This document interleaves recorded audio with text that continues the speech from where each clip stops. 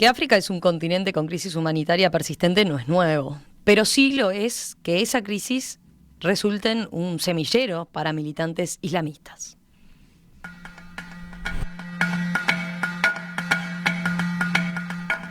En los últimos 15 años, más de 30.000 personas han fallecido en África subsahariana a causa de la violencia yihadista.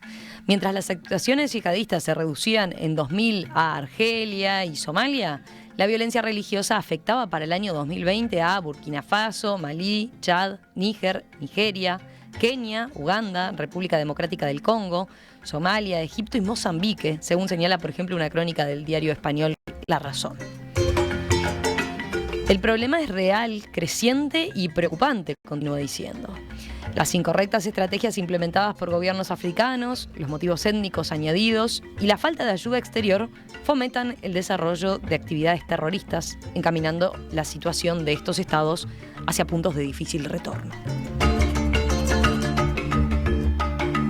Y al escaso conocimiento que tiene la población de Occidente sobre África se le añade también el desconocimiento de los grupos yihadistas que operan allí y la mínima cobertura mediática que ofrecen muchos medios, dice por ejemplo esta crónica. Así que vamos a acercarnos a este fenómeno. Esa es la propuesta que nos trae hoy Mercedes Ayagués en un nuevo espacio de Mirando África. Mercedes, ¿qué tal? Buen día, buenas tardes para ti. Un gusto saludarte como siempre. Lo mismo, gracias por invitarme. Mercedes, tú querías arrancar como haciendo una diferencia entre el Islam y el islamismo. Es importante. El Islam es la religión que tiene más de 1000 años y es practicada a nivel individual o de las familias. El islamismo es un fenómeno político que aparece en el siglo XX, un movimiento que pretende reorganizar sociedades y estados de acuerdo a las leyes y códigos del Islam tal cual las entienden estos grupos. Porque además hay muchas formas del Islam, tal cual hay el Opus Dei, es diferente de los evangélicos o de los episcopales. Dentro del cristianismo hay muchas facetas, lo mismo dentro del Islam. Pero el islamismo pretende imponer estas reglas dentro de sociedades o estados, sea a través de en las elecciones con partidos políticos, como sucedió en Egipto y en Tunisia, o como está sucediendo en África a través de insurgencias o de conflictos y de violencia. Entonces es diferente el Islam que el islamismo. Perfecto, es un buen punto de partida hacer siempre esa aclaración y esa explicación, ¿no? Ahora te propongo hablar de las características un poco del Islam en África, ¿no? Su introducción quizás, empezamos por ahí.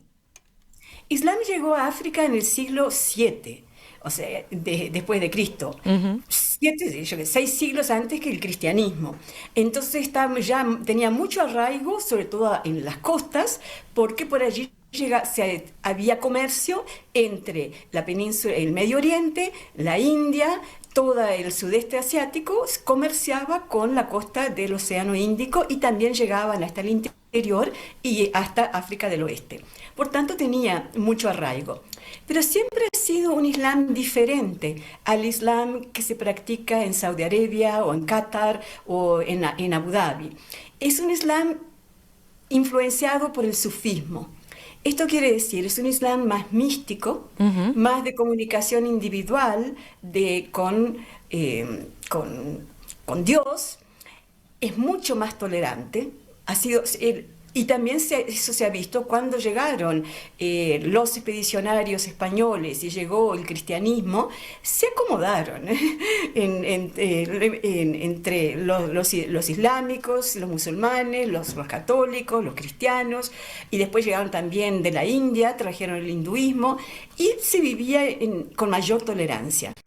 Eso porque era un Islam de lo que se llama sufista o sufi. Pero eso empezó a cambiar. A partir de 1990, de la década de los 90, Saudi Arabia empezó una campaña muy fuerte, financiada con los millones de petrodólares que tenía a disposición, para impulsar e imponer lo que se llama el Islam wahhabi o salafista. El Islam de Saudi Arabia, que es mucho más rígido, dogmático, ortodoxo, y toma los escritos, el Corán y los sunas, los escritos de la época del profeta, como la ley única y fundamental e incambiable del Islam. Y la forma en que lo hizo fue financiando, primero, la construcción de decenas de miles de mezquitas y de madrasas, que son las escuelas anexas a las mezquitas donde se enseña a los niños y a los jóvenes. Y eso yo lo veía en Mozambique. Cada vez que salía por la carretera fuera de Maputo hacia el norte, más mezquitas construidas. Chicas, pequeñas en los pueblos, grandes en las ciudades, pero muchas más. Becas para estudiantes islámicos y para imams y mulas para ir a estudiar a las universidades islámicas en el Medio Oriente, en Egipto y en Sudán. Y ellos volvían con esta forma del Islam wahhabi o salafista a predicar en las mezquitas construidas por Saudi Arabia. También gastaron millones de dólares en obras de caridad, para ayudar a las familias, algunos servicios de salud, comprar radios, televisiones, y cuando llegaron las redes sociales, también los canales que predican permanentemente 24 horas, donde están predicando el Islam salafista y las ideas salafistas. Y eso comenzó a cambiar el perfil de Islam en África. Así que ahí está, Arabia Saudita entonces tuvo un papel importante a partir de la década del 90 con eso que señalabas, ese tipo de expansión que se dio. Y después, si nos vamos a la expansión más reciente, digamos, de los últimos años y a partir de ese cambio que mencionás, ¿qué es lo que resaltarías? ¿Qué características tiene ahora? Bueno, depende mucho de las zonas y de los países. Hay países como... y también hay que anotar que hay países que son 90% musulmanes, como puede ser Sudán y Senegal, Mauritania, Mali, y hay países que son en toda la costa de Kenia, Tanzania, Mozambique, entre el 20 y el 30% son musulmanes, y no, en África Austral hay muy pocos, puede haber 10, 15%, así que también hay muchas variantes y eso se refleja también en dónde hay insurgencias. Y también hay que anotar también el contexto internacional. Hubo los atentados contra las torres en New York, primero la invasión soviética a Afganistán, después la invasión de Estados Unidos a Afganistán a partir del 9/11, la invasión a Irak, y todas las brutalidades que se vivieron en Irak, y todo eso generó también un fervor y un repudio y un odio también entre ciertos grupos contra Occidente, contra Estados Unidos, contra lo que representaba Occidente. Y allí todo eso es el contexto. Y después empiezan dos cosas. Una que aparece Al-Qaeda y después también queda debilitada, pero después aparece ISIL, el Estado Islámico en Siria y todo el conflicto que se generó allí.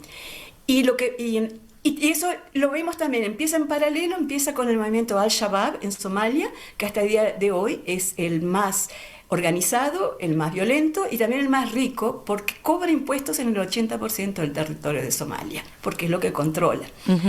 Y después aparecen las insurgencias que ya son más localizadas, no dependen de un control unificado de Al-Qaeda o de ISIL. Están vinculadas, afiliadas, pero tienen sus propias dinámicas, porque estas insurgencias responden a contextos locales, a factores locales que generan un clima propicio.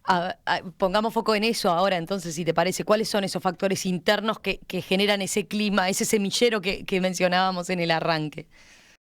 Donde hay insurgencias es porque hay estados que están fallando, estados deficientes, ineficientes, estados que no funcionan bien. Senegal, por ejemplo, tiene 90% de población islámica, pero es un país que funciona bien, con alta cohesión social, con un Estado que se ocupa de la educación, la salud, la infraestructura, el empleo, y no han tenido este tipo de insurgencias. Entonces son estados ya deficientes que practican políticas de exclusión, sea exclusión de una zona, como en Nigeria, el norte, que es mucho más pobre, lo mismo en Mozambique, el norte es mucho más pobre que el resto.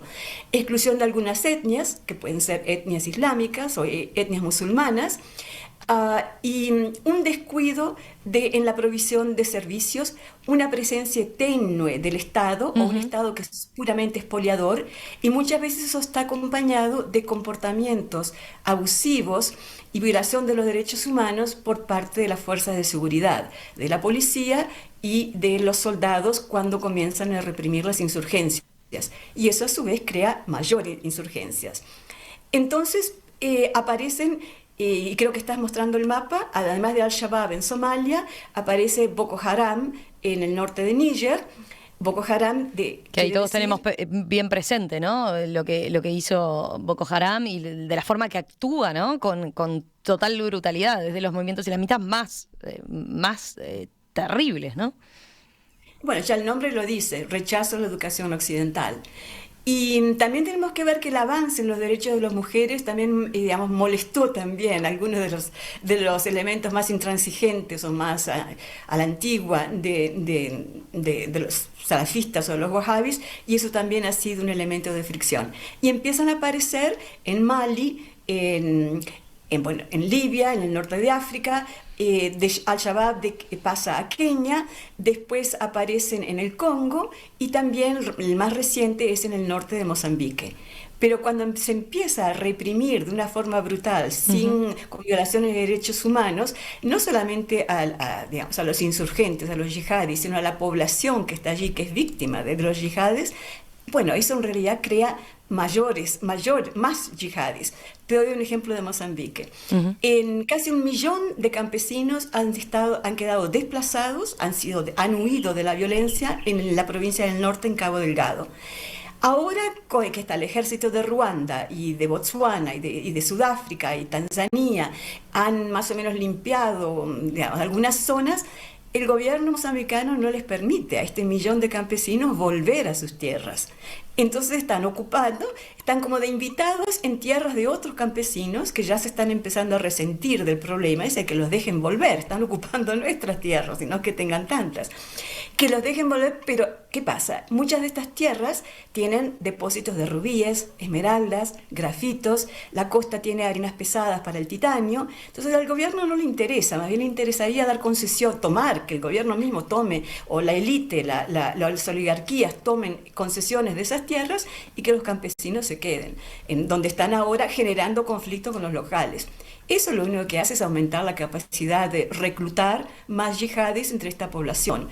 Y lo mismo los que están en Nigeria viviendo en campamentos en condiciones espantosas hace 5, 6, 10 años y tampoco pueden volver por la violencia. Entonces se genera un ciclo que se retroalimenta o se autoalimenta de estas situaciones. Y a eso hay que añadirle cuando las fuerzas internacionales destruyen, ¿no? Digamos, es el fin del califato de ISIL en Siria y parte de Irak, muchos de estos yihadis huyeron a África. Entonces hubo un influjo de yihadis con experiencia en la tremenda guerra civil de Siria, que llegaron a África con armamento y con experiencia y se unieron a estas insurgencias más locales.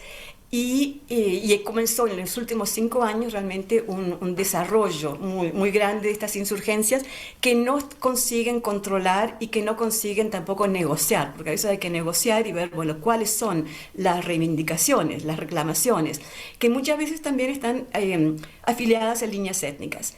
Y también quería decir, también entra la mudanza climática, el cambio del clima también es un factor, porque en mucha de África del oeste y en Kenia también hay 2 tipos de actividades rurales. Los agricultores sedentarios y los pastoralistas, que están afiliados por etnia, ¿no? Por ejemplo, en Nigeria y en África del Oeste, los Hausa y los Fulanis suelen ser los pastores nómades. Y tradicionalmente, durante el verano o durante el invierno, cuando no hay pasturas, emigran a otras zonas. Pero ahora cada vez hay menos pasturas, hay menos lluvia, más sequía, y entonces van a invadir las zonas de los agricultores y allí se genera otro conflicto que también puede tomar un sesgo étnico y religioso. O sea que hay muchos factores y es complicado. Sin duda, Mercedes, muy interesante el panorama que nos planteas, muy complejo, por supuesto, pero te iba a señalar, a ver, creo que nos quedó mencionar algunos de los ataques locales, ¿no? Que se han dado así como más crueles, que capaz en la prensa en Occidente en general, bueno, miramos poco a África, conocemos poco de África, pero también conocemos poco en términos generales del islamismo como tal, ¿no? Y creo que tú resaltabas en algunos de los apuntes que intercambiábamos en la previa la escasa cobertura que se le da o la cobertura con otra dimensión que se le da justamente a lo que son los atentados y los ataques a nivel local, ¿no? Bueno, ahí entran dos factores. Uno es que si hay un atentado terrorista en Londres o Madrid o París y mueren 20 personas, 50 personas, es noticia internacional. Si en una aldea en Mali, como sucedió ahora en marzo o abril, el grupo Wagner mata, los mercenarios rusos matan a 200 civiles aduciendo que son yihadis, pero en realidad eran campesinos, o entran los yihadis a una base militar cerca de Bamako y matan a 50 militares, o en Burkina Faso mueren 50 aquí, 70 allí, no es noticia internacional primero, no preocupa tanto a las capitales del mundo occidental y son como de a poquitos, ¿no? Uh-huh. Pero si vas sumando, solamente en Mali este año ya murieron 2.200 personas y más o menos otro tanto en Burkina Faso. Entonces hay también una diferencia en la forma de valorar estas noticias y también si hay un atentado en Burkina Faso, bueno, ¿cuántas personas conocen dónde está Burkina Faso, ¿no? Londres y París y Madrid están en todas partes y hoy en día Kabul también es más conocido, pero hay ese factor de que es como de a pocos. En el norte de Mozambique entran a una aldea y degüellan a 5 o 7 campesinos porque la insurgencia en Mozambique utiliza machetes, no utiliza pocas armas de fuego. ¿Por qué también? Porque el machete es omnipresente en las zonas rurales de Mozambique. Todo el mundo anda con un machete. O sea, los campesinos andan con un machete porque lo usas para todo. Entonces no atrae tanta atención si hay un hombre con un machete. Si está con un arma de fuego, sí, ya es otra cosa. Entonces... Y ahí estamos mencionando los ataques, ¿no? Propiamente dicho, los atentados. Estoy pensando en el otro aspecto que comentabas recién, ¿no? Cuánto menos, si a eso ya le damos poca trascendencia o ocupa un lugar bastante marginal en nuestra agenda, bueno, cuánto más los desplazados, y por lo que tú señalabas, son millones, ¿no? O casi un millón, por ejemplo, en el norte de Mozambique solamente, ¿no? Sí. Entonces, y ya es como una cosa crónica, ¿no? Hay sequía, hay desplazados. Lleva menos atención, pero genera un montón de tensiones y de problemas. Y como estos también son gobiernos poco eficientes o gobiernos disfuncionales en muchos sentidos, tampoco toman medidas para paliar. La sociedad civil en Mozambique se ha cansado de decirle al gobierno que tiene que apoyar con mejores servicios de salud, trabajo, oportunidades de trabajo, de formación, y en realidad lo único que quieren es mandar tropas. También porque a los ejércitos locales les interesa tener la ayuda en armas que ofrecen los países occidentales. Ahora, entra otro factor aquí, y es que en un momento, entonces, las organizaciones yihadis también se acoplan o se convierten en organizaciones criminales. Entonces, entran en el secuestro y la extorsión, el tráfico de drogas, el tráfico de inmigrantes, el tráfico de bienes, de consumo. Por ejemplo, los camiones que llevan inmigrantes a través del desierto de Libia para tratar de llegar a Europa van llenos, pero después cuando vuelven traen contrabando. Por ejemplo, traen pasta italiana, que es muy valorizada, espagueti, tallarines, y traen otras cosas. Entonces también aquellos se asocian con redes criminales o toman también actividades criminales como estas, que también son una fuente de ingresos. Y ahí se complica todavía más. Bien complejo este asunto, Mercedes. No sé si te queda algún apunte más por comentarnos. Yo tengo, por ejemplo, mensajes de la audiencia como Vicente que dice, qué clara que es Mercedes Ayagués. Gracias por eso. Me alegro de poder explicar una realidad que es compleja y donde las personas, las comunidades sufren tanto y que no está muchas veces ni bien conocida ni bien explicada. Gracias a esta persona.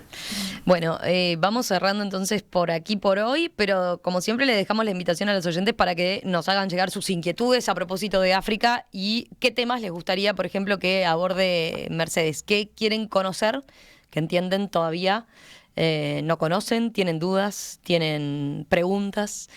¿Tienen sugerencias? Bueno, por supuesto estamos abiertos a eso, a que nos hagan llegar sus mensajes con los temas que les interesan. Repasábamos ayer con Gastón en el equipo de producción. Hemos hecho un montón de entrevistas, Mercedes, y un montón de columnas repasando distintos y diversos aspectos. Así que bueno, pero seguramente estamos descuidando a algunos otros. Nos viene bien que los oyentes nos comenten al respecto. Mercedes, dale. Yo quería solamente añadir una cosa. Ha habido, sí, intervenciones militares, por ejemplo, de Francia y con Dinamarca, Inglaterra y demás, en Mali y en otros lugares, pero los franceses ahora se han retirado. Tampoco han funcionado muy bien, porque en realidad no es la forma de lidiar con estas insurgencias, es más por vía de la negociación y de la buena gobernanza que simplemente tratando de eliminarlos simplemente con el poder militar. Bien, perfecto. Buen apunte, entonces es el que nos quedaba. Mercedes, gracias y nos reencontramos dentro de algunas semanitas. Sí, hasta la próxima. Que pases bien. Chau, chau. Chao.